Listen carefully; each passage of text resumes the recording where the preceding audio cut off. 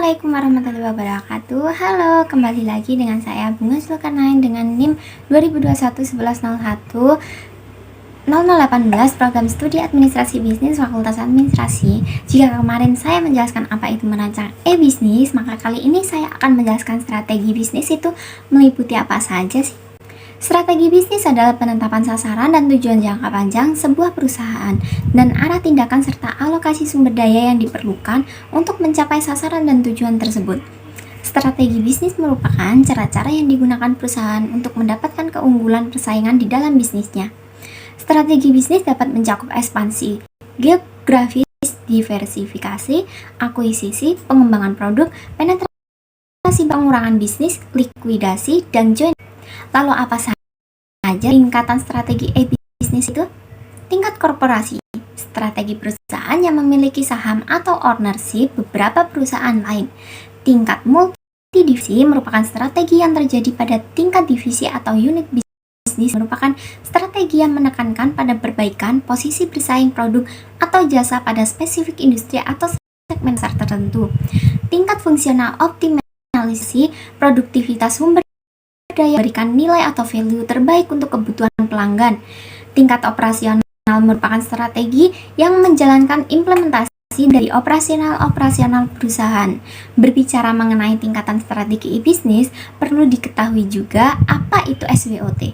Analisis SWOT diartikan sebagai evaluasi terhadap keseluruhan. Sedangkan menurut Freddy Rangkuti, analisis SWOT diartikan sebagai analisis yang didasarkan pada logika yang dapat memaksimalkan kekuatan, peluang, namun secara bersamaan dapat meminimalkan kelemahan dan ancaman.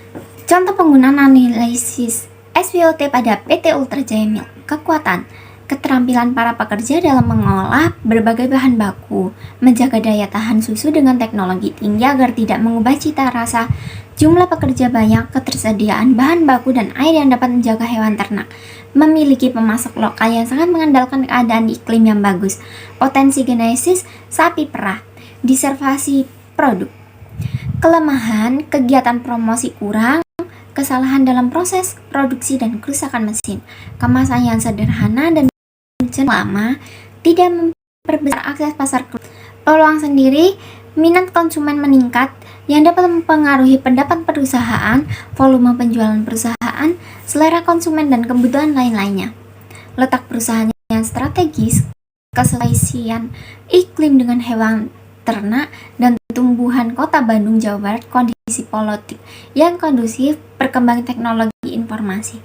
Ancaman sendiri, banyaknya produksi olahan sejenis, pengaruh globalisasi, misalnya standarisasi mutu produk perdagangan, manajemen mutu lingkungan, perubahan lainnya.